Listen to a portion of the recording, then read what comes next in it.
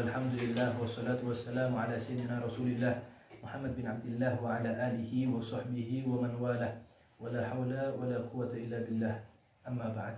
Bismillahirrahmanirrahim. Nawaitu ta'alluma wa ta'lima wa tadhakkura wa tadhkira wa naf'a wal intifa'a wal ifadata wal istifadata wal hatha ala tamassuki bi kitabillahi wa sunnati rasulih wa du'a al huda wa dalalata ala al khairi ibtigha wajhillahi wa mardatihi wa qurbihi wa thawabihi. Amin.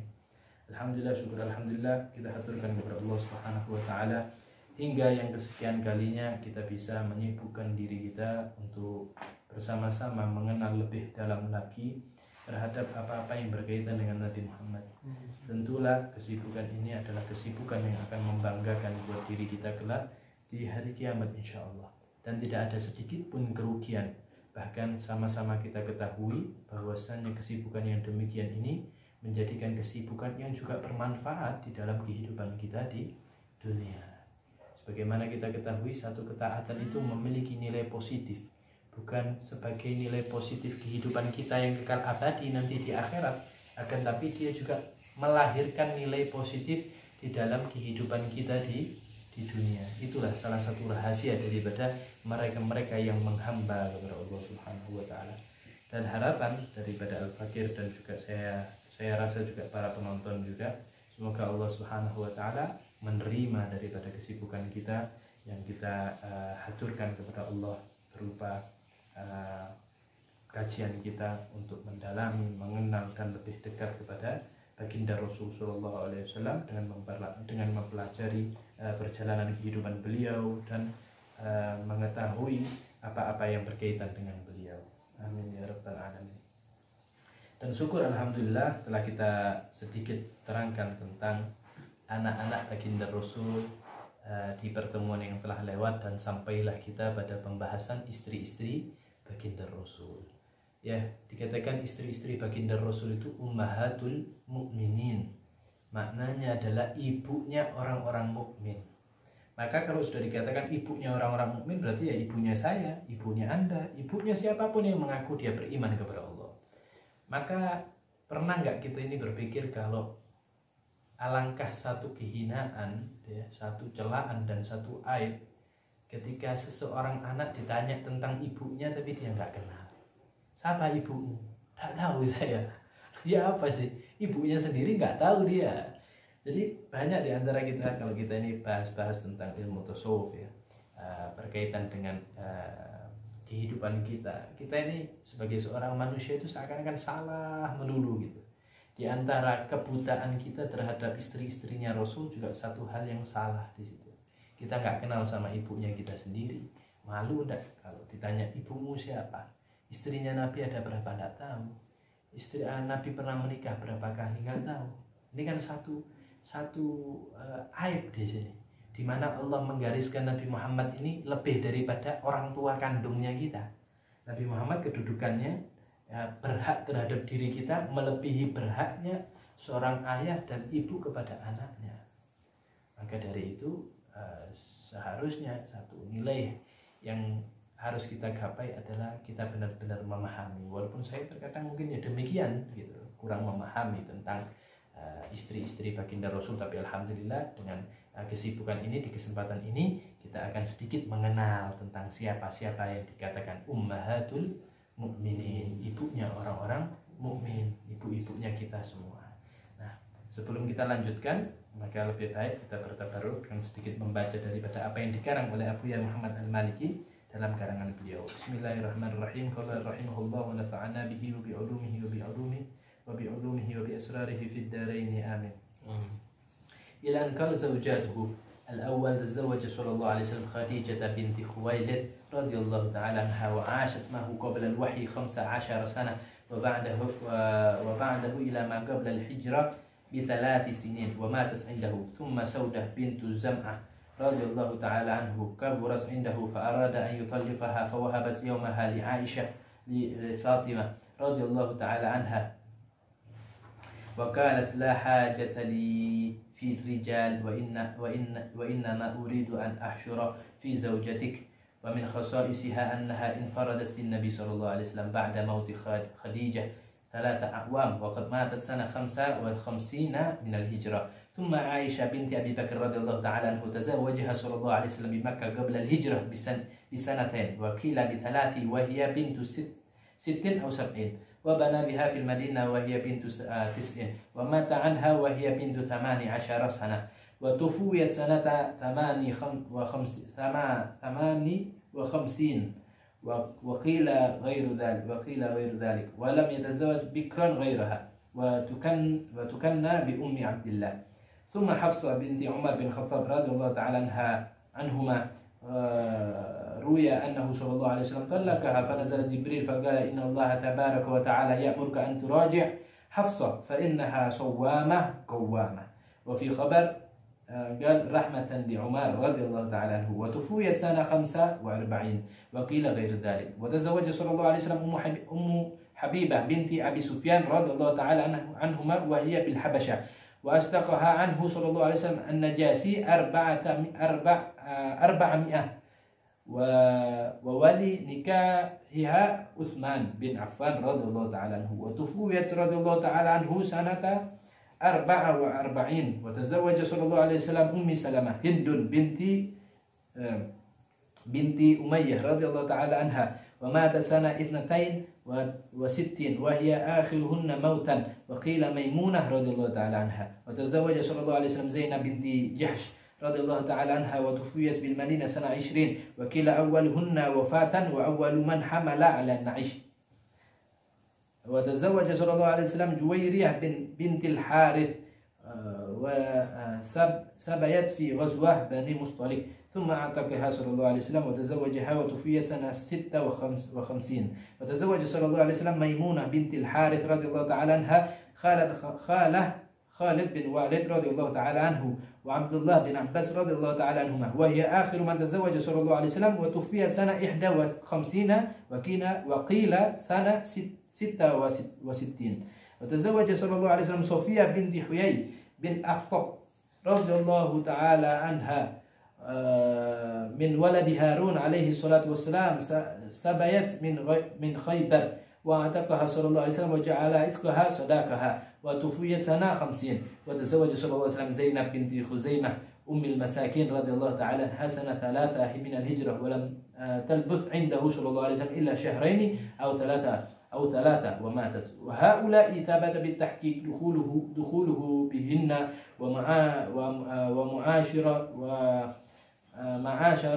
ومعاشرته لهن، وقبورهن معرفة بالبكي إلا السيدة خديجة فإنها بالحاجون بمكة، وسيدة ميمونة فإنها بوادي سرف قبل وادي فاطمة بقرب Makkah. Ini tadi sedikit Al-Fakir baca tentang bab zaujatuhu, bab yang menerangkan tentang istri-istri baginda Rasul. Tentu masih panjang lagi, akan tapi yang saya baca di sini adalah 11 istri Rasul yang para ulama itu sepakat akan kesebelasan tersebut itu memang pernah menikah dan digauli oleh baginda Rasul, 11 orang. Adapun nanti di bagian yang insya Allah akan kita bahas di pertemuan yang akan datang, ada beberapa orang yang memang baginda Rasul sempat menikah dengan mereka, akan tetapi sebagiannya dicerai, atau sebagiannya memang tidak sempat digauli, atau sebagian juga meninggal sebelum kumpul dengan baginda Rasul. Akan tapi kita bahas untuk pertemuan yang kali ini adalah 11 orang yang memang sepakat para ulama akan adanya mereka sebagai istri-istri baginda Rasul sallallahu alaihi wasallam. Sebagaimana yang kita ketahui ya, beberapa waktu lalu sempat kita sampaikan bahwasannya seorang manusia dari umatnya baginda Rasul hanya boleh menikah maksimal 4 wanita. Akan tapi baginda Rasul mendapatkan izin untuk menikah lebih daripada 4 wanita. Adapun hikmahnya banyak kita dapati di beberapa kitab-kitab yang menerangkan tentang tarikh, di antaranya juga kitab yang dikarang oleh Ibrahim Muhammad Hasan Al-Jamal. Di situ ada satu karangan yang lumayan tebal yang menerangkan tentang istri-istri Rasul dan hikmah serta rahasia-rahasia di balik banyaknya istrinya Rasul. Kalau kita lingkupkan secara kecil, seperti yang kita sampaikan bahwasannya istri-istrinya Rasul adalah miniatur-miniatur karakter wanita di seluruh dunia. Jadi wanita itu memiliki karakter-karakter tersendiri dan setiap istrinya Rasul itu mewakili akan karakter tersebut. Disitulah seorang suami atau seorang laki-laki bisa memposisikan apabila dia memiliki seorang istri, apabila dia memiliki seorang anak yang ternyata karakternya sama atau mirip dengan salah satu istrinya Rasul, maka bagaimana bermuamalah, bagaimana bersosial dengan wanita tersebut. Itulah salah satu hikmah mengapa istrinya Rasul banyak gitu. Dan kita juga harus imani bahwasanya Nabi aja berucap tidak dari nafsunya beliau, apalagi bertindak. Ucapan yang ringan aja itu Allah Subhanahu wa taala mensucikan, wa ma yantiqu 'anil hawa, dan tidaklah terucap satu huruf aja dari lisannya baginda Rasul yang itu dari nafsunya beliau, nggak ada, apalagi tindakan beliau yang berupa menikah hingga berkali-kali tersebut. Itu semua memang Allah yang desain dan Allah yang atur demikian, dan hikmahnya akan kembali, kebaikannya juga akan kembali kepada kita. Bahkan ba'dus sholihin itu mereka tidak menikah, mereka tidak melangkah pada satu langkah kecuali mendapatkan perintah Allah, itu para aulia. Maka bagaimana dengan baginda Rasul sallallahu alaihi wasallam. Jadi setiap wanita itu memiliki karakter masing-masing, dan setiap wanita itu ada miniaturnya ya. Jadi ada kayak kiblatnya dia seperti siapa, ternyata seperti istrinya Rasul yang demikian. Maka cara mengarahkan wanita yang memiliki karakter demikian seperti Nabi mengarahkan istrinya yang demikian tersebut. Dan kelebihannya mereka, mengapa mereka dikatakan ummahatul mukminin, ibunya orang-orang mukmin? Ya sebagai seorang anak tidak boleh menikahi ibunya, dan istri-istrinya Rasul sallallahu alaihi wasallam tidak boleh dinikahi. Seperti tidak boleh nikahnya seorang anak terhadap ibunya, menunjukkan asyaraf, kemuliaan gitu. Kita bahas yang pertama, istri baginda Rasul yang pertama, yang paling lama menemani baginda Rasul sallallahu alaihi wasallam, yaitu Sayyidah Khadijah. Sayyidah Khadijah menikah dengan Rasul 15 tahun sebelum pengutusan, sebelum Nabi diangkat menjadi seorang Rasul. Dan Sayyidah Khadijah meninggal 3 tahun sebelum beliau hijrah ke kota Madinah. Berarti kurang lebih Sayyidah Khadijah di sini menemani perjalanan kehidupan Rasul selama sebagian riwayat mengatakan 15-18 tahun ya, berarti ya. Sebagian riwayat mengatakan 18 tahun. Sebagian lagi mengatakan tidak demikian. Sayyidah Khadijah menemani Rasul lebih daripada 23 tahun, ya kan? Jadi Nabi menikah dengan Sayyidah Khadijah umur 25. Kemudian Nabi diangkat menjadi Rasul, Nabi umur 40 tahun, berarti hidup dengan Sayyidah Khadijah 15 tahun. Kemudian Sayyidah Khadijah meninggal pada tahun, sebagian mengatakan 8, sebagian mengatakan tahun ke-9 daripada kerasulan, sebagian mengatakan tahun ke-10 daripada pengutusan. Jadi riwayat bahwasanya Sayyidah Khadijah hidup dengan Nabi ya 25 tahun. Demikian. Jadi mulai umurnya Nabi 25 sampai umurnya Nabi 50 tahun, kurang lebihnya demikian. Itu yang pertama, Sayyidah Khadijah. Dan Nabi tidak ta'addud, tidak menikah lebih dari satu sepanjang usia daripada Sayyidah Khadijah. Ini kan pertanyaan besar gitu loh. Di situ ada asrar, di situ ada hikmah. Kenapa kok Nabi nggak menikah lagi di masa Sayyidah Khadijah? Apa nilainya Sayyidah Khadijah kok bisa sampai seperti itu? Kenapa? Kok nggak bisa sampai diduakan di situ? Allah yang memerintahkan Nabi. Nabi nggak mungkin menikah dengan seseorang kecuali perintahnya Allah. Dan perintahnya Allah tidak turun ketika Sayyidah Khadijah masih hidup. Ini kan pertanyaan. Insya Allah di pertemuan-pertemuan yang akan datang akan kita teliti dan akan kita kupas. Mengapa? Insya Allah kalau ada waktu ya. Mengapa Sayyidah Khadijah sama Allah digariskan untuk tidak diduakan sepanjang hidupnya bersama Rasul. Kemudian sepeninggal Sayyidah Khadijah, baginda Rasul menikah dengan Saudah binti Zam'ah, yang mana Saudah binti Zam'ah ini seorang yang tua ya, dia sepanjang umurnya panjang, dia sampai walaupun Nabi meninggal dia masih ada gitu loh. Dan dia menikah dengan baginda Rasul, dan waktunya banyak habis untuk memperhatikan Sayyidah Fatimah, karena ada Sayyidah Fatimah ketika itu juga bukan seorang wanita yang sudah besar ya, jadi seakan-akan masih memerlukan sosok seorang ibu sebagai ganti daripada Sayyidah Khadijah untuk merawat anak-anaknya. Makanya dikatakan di dalam kitab bahwasanya Saudah ini banyak merawat Sayyidah Fatimah. Kemudian di dalam kitab ini disampaikan juga bahwasanya Saudah binti Zam'ah ini mengatakan dia nggak ada lagi hajat kepada wanita. Biasanya orang yang sudah menjanda itu dia ada dua kemungkinan. Dia ada ketertarikan kepada lawan jenis, ada juga tidak punya ketertarikan lagi.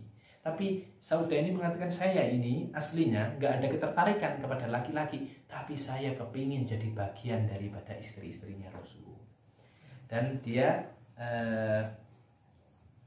mendapatkan kekhususan daripada istri-istri yang lain, dia bisa hidup dengan Rasul berduaan selama 3 tahun. Jadi selama 3 tahun itu baginda Rasul banyak hidup dengan Saudah binti Zam'ah. Dia meninggal pada tahun 55 Hijriah, jadi panjang umurnya. Yang ketiga, beliau menikah dengan Sayyidah Aisyah radhiyallahu taala anha, anak daripada Sayyidina Abu Bakar.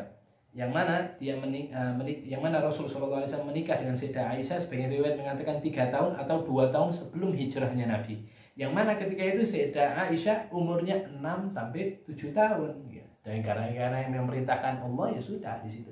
Malaikat Jibril, sebagian riwayat diceritakan Malaikat Jibril membawa satu gambaran, yang mana gambaran di situ dilihat bahwasanya itu adalah fotonya Sayyidah Aisyah. Dan ini perintah dari Allah, wahai Rasul, untuk kau menikah dengan ini. Nabi sendiri maksudnya, loh ini masih kecil gitu.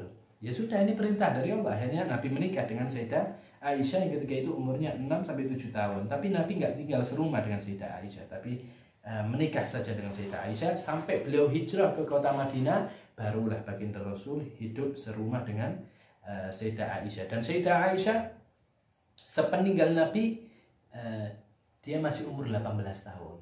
Masih ya, hitungannya masih muda ya, tapi kita ketahui orang-orang di Jazirah Arab itu memiliki kedewasaan yang tinggi. Seperti kalau kita buka beberapa kitab di fikih, diantaranya Imam Syafi'i, orang-orang timur itu memang memiliki tubuh yang cepat untuk menjadi dewasa di situ.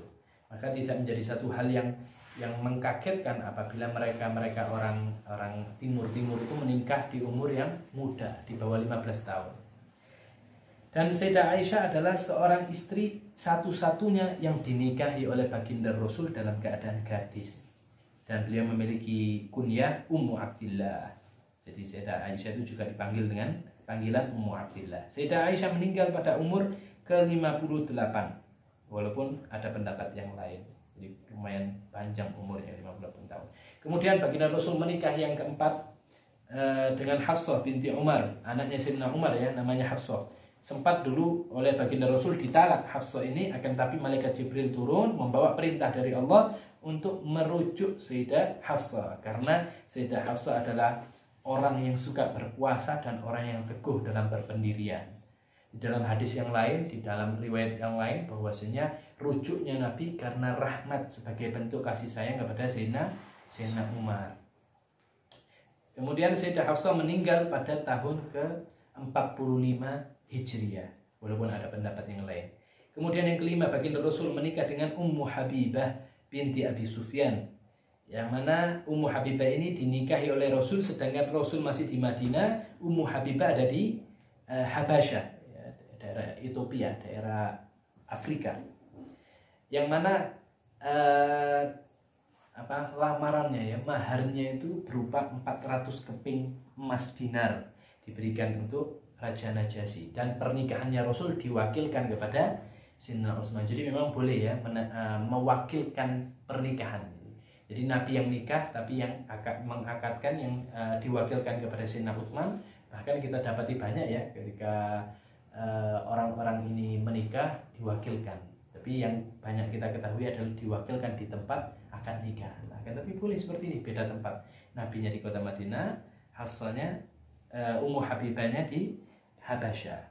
Yang mana Ummu Habibah meninggal pada tahun ke-44 Hijriah, di dalam kitab ini disampaikan demikian. Kemudian yang keenam, baginda Rasul menikah dengan Ummu Salamah. Ini walaupun tidak urut ya, kalau kita pelajari lagi apa yang disampaikan oleh Abu Yamaliki di sini, ada beberapa istri-istrinya Nabi yang tidak urut. Akan tapi ala kulli hal yang terpenting adalah kita mengenal ibu-ibunya kita. Ada namanya Ummu Habibah, ada yang nomor 6 yang kita bahas sekarang adalah Ummu Salamah, namanya Hindun binti Umayyah. Dalam riwayat beliau adalah istrinya Nabi yang paling akhir meninggalnya, walaupun sebagian riwayat mengatakan Maimunah yang terakhir meninggal. Dia meninggal pada tahun 62 Hijriah. Kemudian yang ketujuh, baginda Rasul menikah dengan Zainab binti Jahsh, yang mana Zainab ini adalah seorang wanita yang pertama kali meninggal setelah baginda Rasul. Jadi istri-istrinya Nabi yang paling setelah Nabi meninggal, yang pertama kali meninggal setelah Nabi daripada kalangan istri adalah Zainab binti Jahsh. Dan dia di dalam riwayat, di dalam kitab ini diterangkan bahwasanya Zainab adalah seorang wanita yang pertama kali menggunakan usungan mayat, ya. Wallahu ta'ala, mungkin zaman dahulu entah seperti apa cara pengkuburannya, tapi dikatakan yang pertama kali dikuburkan dengan diusung seperti banyak yang kita ketahui adalah Zainab dari kalangan istrinya Nabi, ya. Yang pertama kali diusung seperti itu adalah Zainab binti Jahsh. Dia meninggal pada tahun ke-20 daripada hijrahnya Nabi. Kalau kita ketahui kan Nabi meninggal pada tahun ke-13 daripada hijrahnya Nabi. Yang selanjutnya nomor 8, baginda Rasul pernah menikah dengan Juwairiyah binti Harith, yang mana Juwairiyah ini adalah tawanan perang daripada Bani Mustalik. Jadi pernah ada perperangan dengan Bani Mustalik, kemudian Juwairiyah ini termasuk sandra, ya, atau tawanan perang. Kemudian baginda Rasul membebaskan dia dan dinikahilah dia, Juwairiyah. Dia meninggal pada tahun 56 daripada Hijriah. Selanjutnya adalah Maimunah binti Harith, yang nomor 9, Maimunah binti Harith, yang mana dia adalah bibi dari ibu. Bibi, ya, kita kenal kemarin bahwasanya dalam bahasa Arab ada bibi dari ibu, ada bibi dari bapak. Maimunah ini bibi dari ibunya Khalid bin Walid. Jadi bibinya Khalid bin Walid dari jihad, dari arah ibunya, dan juga bibi daripada Abdullah bin Abbas. Dan ia dalam riwayat ini diceritakan Maimunah binti Haris adalah wanita yang terakhir dinikahi oleh baginda Rasul, yang dia diriwayatkan meninggal dunia pada umur 51, atau sebagian riwayat mengatakan 66. Kalau ikut riwayat 51 berarti yang terakhir meninggal adalah Ummu Salamah. Tapi kalau ikut riwayat yang Sayyidah Maimunah meninggal pada pada tahun 66 Hijriah, maka Sayyidah Maimunah termasuk orang yang istri Nabi yang terakhir meninggal. Jadi ada dua pendapat. Sayyidah Maimunah ini meninggal pada tahun ke-51 Hijriah, ada yang mengatakan tahun ke-66 Hijriah.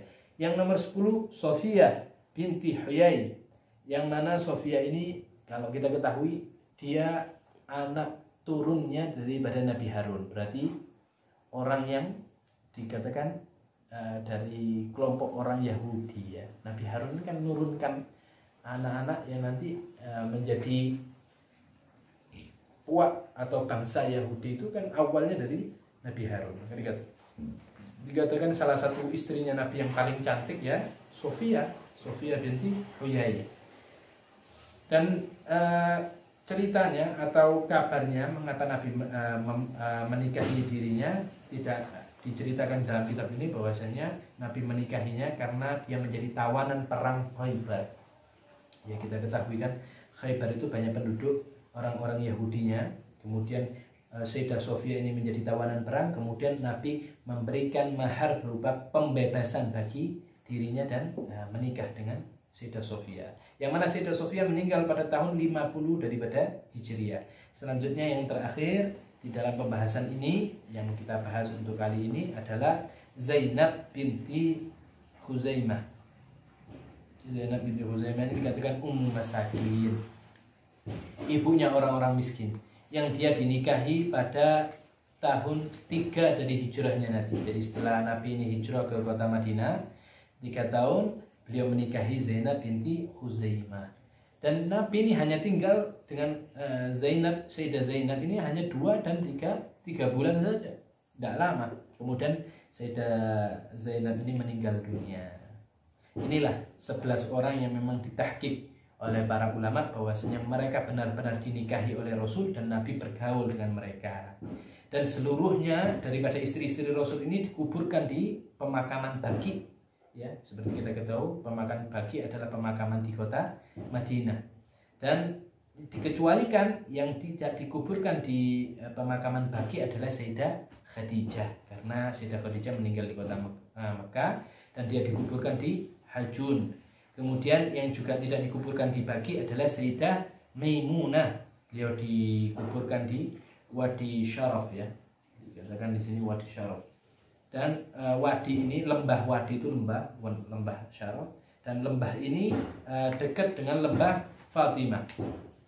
Kemudian dia, keberadaan lembah ini dekat dengan kota Mekah. Inilah 11 istrinya Nabi yang harus kita benar-benar ketahui, harus benar-benar kita memahami, karena ini adalah gambaran akan orang tua kita. Walaupun di balik ini masih banyak ungkapan-ungkapan dan rahasia-rahasia yang seharusnya kita bahas dan kita ceritakan. Kenapa?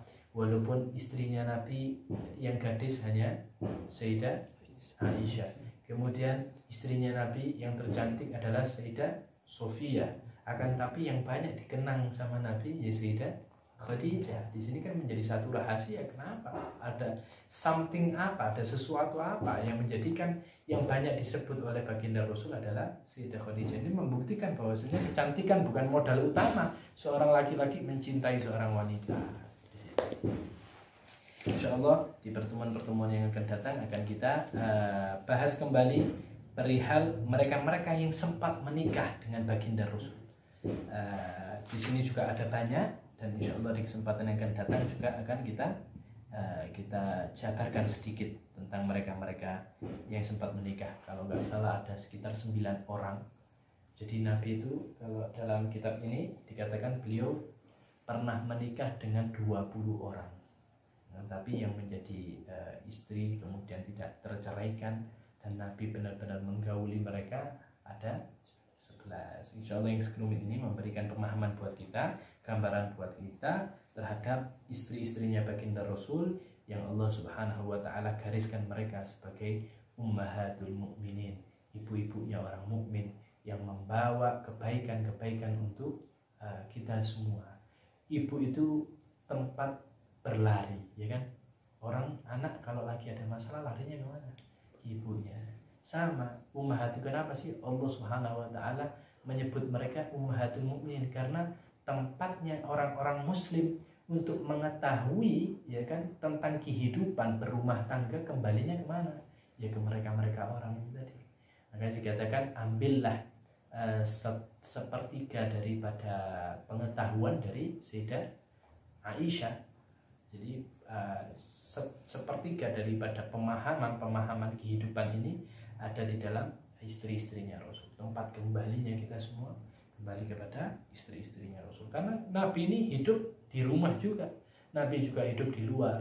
Nabi juga hidup bersama sahabat. Nabi juga hidup safar di perjalanan. Tapi Nabi juga hidup di rumah. Dan setiap saat, setiap detik dari apa yang dilakukan oleh Nabi adalah membawa pemahaman yang baru, membawa cahaya yang baru. Tentulah hal itu tidak disia-siakan. Maka dikatakan ummahatul mukminin memiliki makna bahwasanya mereka-mereka lah tempat kembalinya umat ini untuk mendapatkan bagian-bagian daripada Rasul sallallahu alaihi wasallam. Semoga Allah Subhanahu wa Ta'ala memberikan pemahaman kepada kita melebihi daripada apa yang kita dengar, dan Allah memberikan taufik lebih daripada apa yang kita pahami. InsyaAllah sekelumit ini yang bisa Al-Bagir sampaikan, dan insyaAllah akan kita lanjutkan di pertemuan yang kedua sebagai part kedua tentang istri-istri baginda Rasul. Dan sampai sekarang belum ada pertanyaan ya. InsyaAllah kita tutup aja dengan talqinul dzikir dan doa qunut. Bismillahirrahmanirrahim. La ilaha illallah al-mawjud fi kulli zaman, la ilaha illallah al-ma'bud fi kulli makan, la ilaha illallah al-madhkur bi kulli lisan, لا إله إلا الله المعروف بالإحسان، لا إله إلا الله كل يوم هو في شأن، لا إله إلا الله الأمان من زوال الإيمان ومن فتنة الشيطان، يا قديم الإحسان كم لك علينا من إحسان، إحسانك القديم يا حنان يا منان يا رحيم يا رحمن يا غفور يا غفار، اغفر لنا وارحمنا وأنت خير الراحمين. وصلى الله على سيدنا محمد وعلى آله وصحبه وسلم. اللهم اهدنا فيمن هديت وعافنا فيمن عافيت وتولنا فيمن توليت وبارك لنا فيما أعطيت وقنا برحمتك شر ما قضيت. وصلى الله على سيدنا محمد وعلى اله وصحبه رب العالمين تقبل الله منكم هذا مني والعفو منكم والسلام عليكم ورحمة الله تعالى وبركاته